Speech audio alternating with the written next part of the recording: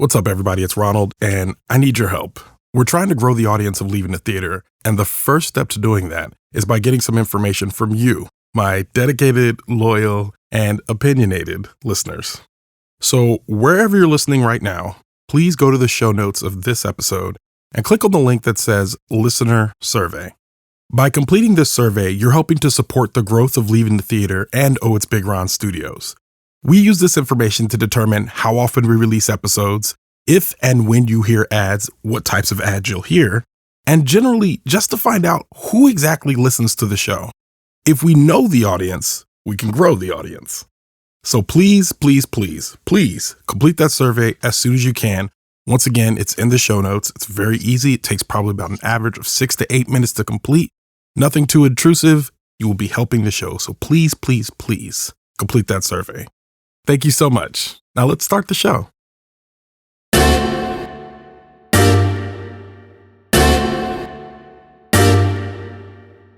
What do aliens, climate change, and solar flares as predicted by the Mayan calendar have in common? They're all methods by which director Roland Emmerich has destroyed the planet in his movies.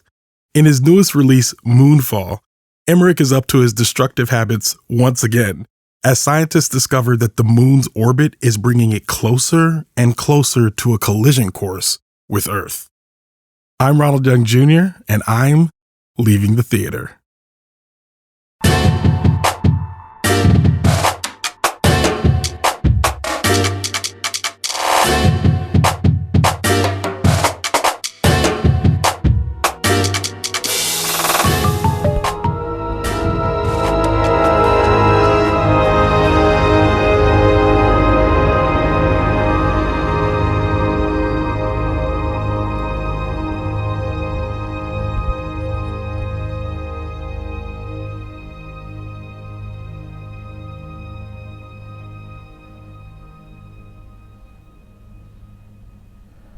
All right, this is Ronald, and I am leaving the theater after seeing Moonfall,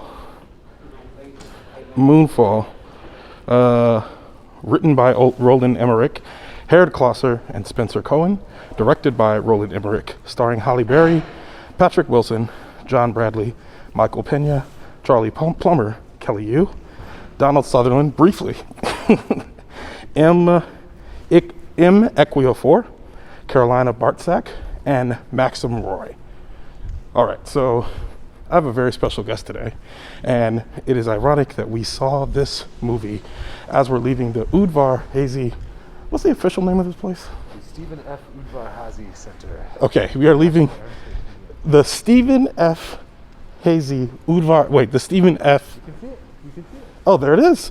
There it is. What are we looking at? We are looking at Space Shuttle Discovery. There it is. We're looking at the Space Shuttle Discovery as we leave the Stephen F. Udvar Hazy Space Center in Chantilly, Virginia. There's an IMAX here, and I'm about to introduce you to the voice you just heard.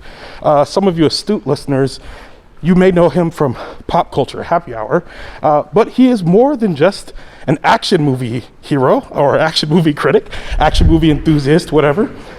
He has many more stripes to his record, when I think it's important that he was here today for this particular movie. But yeah, I will stop delaying the actual introduction, get straight to it. I have with me the great Chris Klimek. Hello. Moonfall! Okay, so we saw this movie at Udvar Hazy, which I think honestly was the only way to see this movie. If you're warm enough, we can just stand by my car and record. Okay, cool. But yeah, which I think is the only way to see this movie. So just so the listeners know, Moonfall is another Roland Emmerich joint, and it is about the moon falling out of orbit and essentially beginning to crash into the Earth, and which if you know anything about Roland Emmerich's past work, he is very good at destroying the Earth. That is what he does well. I think watching a movie like Moonfall makes me think we should just give him technology and let him destroy the moon all the time. Destroy the Earth all the time. Every time there's an update in movie technology. All of that being said, disaster ensues, chaos happens, and a couple of plucky heroes go on a mission to save the planet. And yeah, that's pretty much the movie. Chris Klimek, what did you think? This is ruthlessly efficient. It's just the credits take it just a hair over 2 hours, but we get the whole business. We get the redemption arc for the burnout astronaut who was unfairly railroaded for a tragedy in his past that ended his NASA career. And before 2 hours have passed, we have gone through the end of 2001: A Space Odyssey, and Star Trek: The Motion Picture. These like heady sci-fi movies interrogating the origin of the species. I don't like it when people celebrate the dumbness of things necessarily. Neither does Roland Emmerich. as an asset, but there is some inspiration, I think, in I don't know. His just sustained ability to be like, okay, but just say it was happening. Just say it was. No, I know, but you're gonna get hung up on that. But hang on, I'm gonna throw 9 other absurd things at you really quickly. Yes. Just come on, just go with it. Just work with me here. I'm not sorry. I'm willing to go for the ride. So, as a Roland Emmerich enthusiast, I grew up on Independence Day, and of course I stuck with him through. Okay, thank you. The security is We might have to walk and drive that way. So we'll get in the car and then we'll drive outside of the gate and then we can keep recording. I might have to have you hold the recorder. All right. So for those that couldn't hear everything, the gate is going to close at the Stephen F. Udvar-Hazy Space Center. So we have to drive out of it so we can keep recording. So hold this while I drive and just. All right. Okay. I wonder about the other 2 people who were seeing Moonfall with us, Ronald. What's their story? They were not here together. No, they were seated far apart. Are they? Yeah. We were all, me and you sat 1 seat apart, but everyone else was sitting everyone had their own rows. I felt very safe. Yeah, I felt completely safe. If anybody is interested in seeing a movie at the Stephen F. Udvar-Hazy Space Center, you should do it, especially if you're in the DC area. But what I was going to get into earlier was I was talking about. I am a bit of a Roland Emmerich, I feel like enthusiast, or I don't know, enthusiast. I'm using the word enthusiast. Don't say apologist, Ron. Don't say apologist. Definitely not apologist. Maybe an apologist. I don't know. But yeah, I'm a bit of a. I like Stephen F. Udvar-Hazy. I like Roland Emmerich, and I feel like I like the early Udvar-Hazy work. I don't know. After he went in a direction I didn't. His latest work wasn't exactly. But anyway, I like his movies, but it feels like he kind of did a greatest hits in this one. There's elements from Day After Tomorrow right off the bat.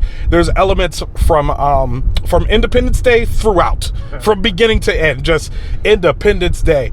And I even thought that if you saw the failed sequel to Independence Day Resurgence, Which I did. okay, then I had a feeling. How do we get out of here? Oh, okay, I see it. Yep. Through the gate. Just floor it. Yeah, just go. Yeah, all right. So we are escaping the Stephen F. Udvar-Hazy. All right, we're good. Okay. All right, so I'm going to pull over on this shoulder. All right. And we'll keep recording that way. I bet that same security guard. He's going to be like, hey, what are you still doing here? He's going to pull up and shine his flashlight. You got to get out of here. But we're trying. We're making audio magic. This is journalism. Yeah. Okay. So, That's him, by the way. Is that him? Oh, okay. Yeah, so I feel like he kind of mashed up everything. And if you saw Resurgence, what I saw in this movie was ideas that I think were starting in Resurgence that were never fully realized because that movie was not very good and did not get a sequel. And it feels like he was kind of making up for that here. What did you think about this movie as part of the greater Emmerich cinematic universe? Yeah, I think he likes these heady ideas. He, this whole notion that humanity is the offshoot of another species that had its whole development in fruition and spread its self throughout the cosmos, and had its own war with sentient machines that it created itself as we've seen many iterations of that, but we haven't seen the suggestion that this all happened previously. Yes. And yes. And we are Life 2.0. Yeah, clearly he has these heady ideas that he wants to stir in with his melodramatic kind of 70s disaster flick thing about, like, I'm gonna have you follow some fairly thinly drawn characters. Weak character development. 100% agree. You're being generous. I was ready to rant in my best Glenn Weldon voice. Like, these characters are weak. They are weak. They are not strong at all. Like, they thinly drawn, I think, is very generous. But what I remember clearly from the several times that I went to go see Independence Day in 1996, Ron, how Yes. Every time the dog leaps out of the path of flame or out of the death ray, whatever it was, and the dog survives, Yes. everyone clapped. Correct. You know, I mean, this is a movie like I think probably all subsequent Roland Emmerich films, maybe not White House Down, but with a body count in the millions. I mean, catastrophic death toll. Yeah. But people, they're so happy that the dog made it. Yeah. You know, and Yeah. I mean, this is a guy who seems to really delight in saying, like, well, what about this dumb kid who got arrested for stealing a car or something? Yeah. What was that about? Like, I was very confused by. There's a character in here. One of the main characters, a failed astronaut, and his son, who was kind of disillusioned by his father as a child, and his father, who went into shame. There's an estranged relationship between them, which Roland Emmerich loves an estranged father-son relationship. I feel like a failed marriage has become. He loves the failed marriage. The vocabulary of I mean, not just Emmerich, but like this whole 100%. genre, right? Yeah. There has to be, and there was no reconciliation in this, which kind of usually the married couple finds, or the divorced couple finds a way back to each other. I think it's because Patrick Wilson had zero chemistry with any of the women that were around him on the screen, and I think they were like, you know what?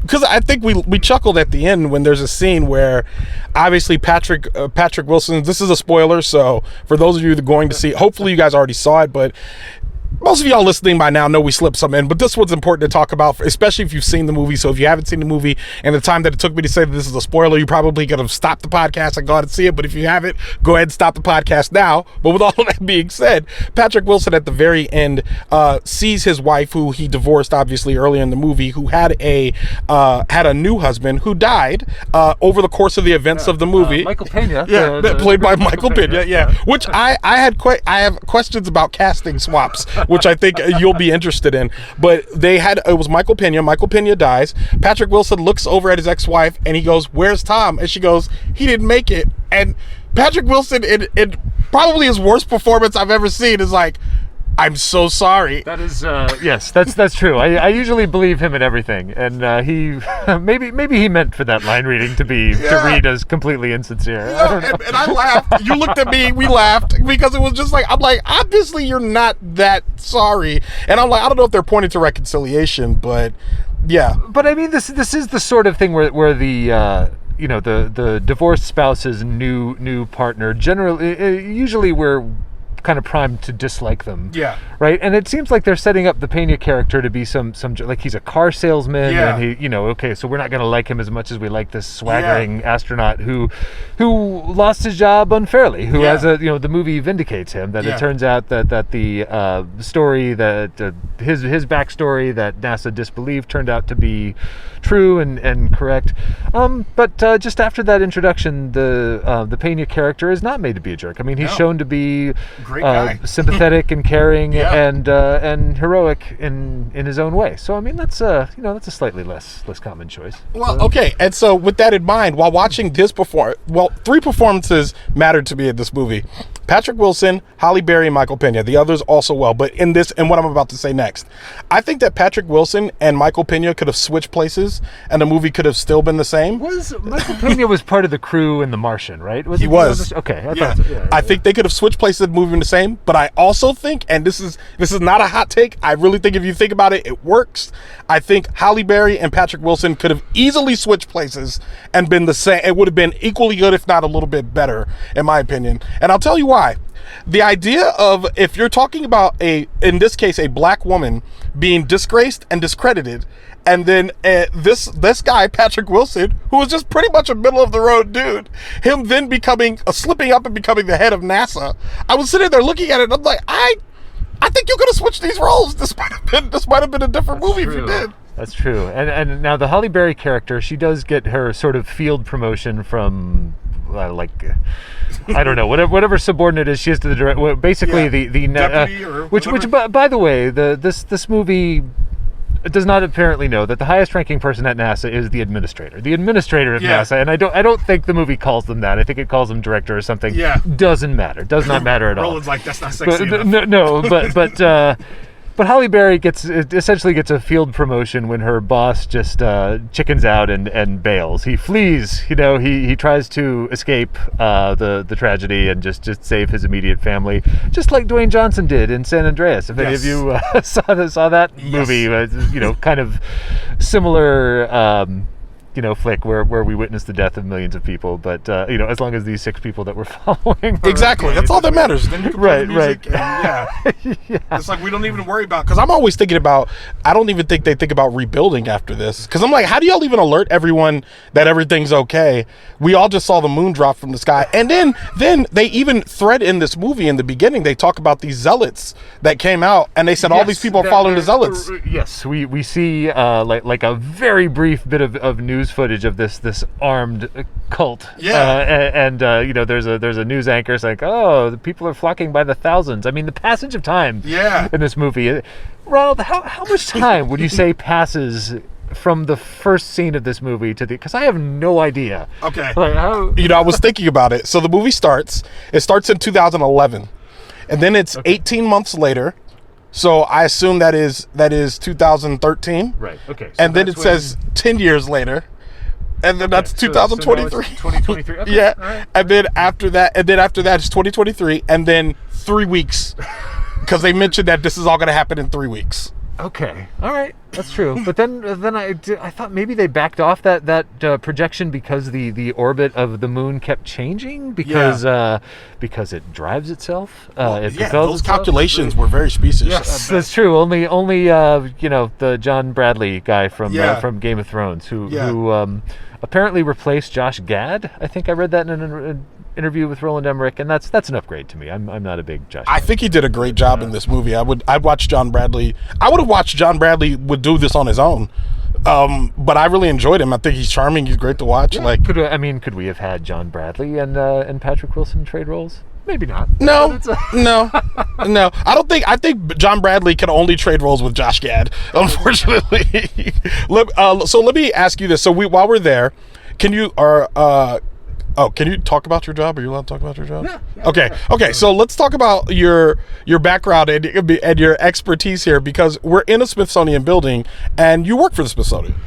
That's true. I work for Smithsonian Magazine now, just recently, but until the magazine unfortunately ended its run after 35 years of continuous publication. Last fall, I worked for 7 years for Smithsonian Air and Space Magazine. And my former colleague there, Heather Goss, who was the editor who more or less got me hired in 2014, she loves Roland Emmerich. She loves this genre of kind of proudly dumb, melodramatic disaster flicks, and this will be right up her alley. This is Heather. You gotta see Moonfall. With that in mind, we're sitting there, and they say at one point, hey, we can't use any of the space shuttles because they're all in museums. And at that point, you point just past the screen, and it took me a minute to get what you were pointing out. But we're sitting in the Udvar Hazy right next to the Discover. The shuttle Discovery. I think tomorrow I'm going to email my friend Margaret Weidekamp, who is one of the curators at the National Air and Space Museum, and ask her, like ballpark, if we had to take the Discovery out of mothballs and fly it again and launch it, how long would that take? Because in Moonfall, it seems to take a couple of hours. Yes. I mean, there is a cool shot of them carrying the shuttle from it's the Endeavour, which I think is it's one of the museums. I think that actually is at a museum on the West Coast. I think that's correct. But we see a shot of them driving it down the street with an escort, and that was kind of cool. And you can actually see similar scenes in real life from that. Just the James Webb Space Telescope that just launched on Christmas Day last year. There was a whole thing about the transporting that to the launch pad, the rocket, and it launched from French Guiana, and it's this incredibly delicate, fragile, 10 billion irreplaceable space observatory instrument that has taken more than a decade to build. So they were driving very slowly, but but the good thing to know is, according to Roland Emmerich, if we needed to get it out fast, there's a quick option. Yeah, that's good to know. That's good to know. I mean, it's unfortunate that they couldn't get to the museum before someone had graffitied "fuck the moon" onto the side of. Incredible. Is this a PG-13 rated movie? I believe so. Okay. I think so. I'm almost positive. My anecdotal observation is, I know the MPAA says they have no actually written guidelines about what's permissible, and they just have their panel of parents. But I think you usually get one F-bomb in a PG-13. Yep. And I don't think anyone says it in this movie, right? It's okay. So I guess writing counts. Yep. Whether it's written or spoken. We saw it 3 times. That's true. So maybe they are kind of beating the system. Yeah. So let me ask you. So on Leaving the Theater, we do a 5-star rating system. What would you give this out of 5 stars? You know what? I'm gonna give this 4 stars, Ron, because I think we have to evaluate the success of any text against its own aspirations, its own intentions, and I think this film accomplishes its goals. I don't think it's trying to be 2001. I feel confident. 4 stars. Okay, I think this is a strong 3-star movie. I think it's a popcorn movie. I think people should see that with that in mind. If you like Roland Emmerich, you're gonna like this. If you like 2012, Day After Tomorrow, Independence Day, The Patriots, Independence Day Resurgence, White House Now. If you like all of those movies, I think this is going to fit right into his body of work very well in the long run. So I feel good about it. 3 stars, 4 stars. I think that averages out to 3.5 stars, which I think is right around where this movie falls. I don't think you should risk COVID for it if you feel skittish. See it in an enormous IMAX theater with 2 other people. Yes, definitely. Do not hesitate. You'll get your 12. So I know if you're going to pay that IMAX freight, and I don't know, right? Is this there's nothing shot in IMAX in this movie, right? And it's a lot of CGI. So it didn't look like it was. No. So I mean, this is not like it said optimized for IMAX. That's true, but but I mean, it's not like a Christopher Nolan movie where you're getting clear value add for spending that extra money. Never. I don't think you need to see this in IMAX, but you'll have a good time. Before I let you go, is there anything you want to plug? Anyway, and where can they follow you? You can follow me on Twitter at CT Klimek. Make sure you tune in for the imminent first episode of 2022 of my podcast with Glenn Weldon, The Degree Absolute. We managed to get, after a sustained lobbying campaign that went on for months. It took much longer than it took NASA to ready the formerly retired, decommissioned space shuttle Endeavour for launch again. But we got Ronald Young Jr. to come on the show, and I with fantastic results. Discussing a truly dismissible, forgettable film, but we had a good time talking about it. So look for our Silver Streak episode, please. A Degree Absolute. A Degree Absolute, and I will have links to the show notes for that, and I'll be able to links to all of that in the show notes. Chris Klimek, thanks so much for being on the show. Had a great time, Ronald. Thank you. And with that, Leaving the Theater is a production of ohitsBigRon Studios. Theme music by the mysterious Breakmaster Cylinder. To find out more about this show and other ohitsBigRon Studio shows, follow me on Twitter and Instagram at ohitsBigRon. That's at ohitsBigron. If you like this show, I host another show on the Pushkin Industries podcast network called Solvable. Check that out wherever you listen. Leaving the Theater will be back soon. Thanks for listening.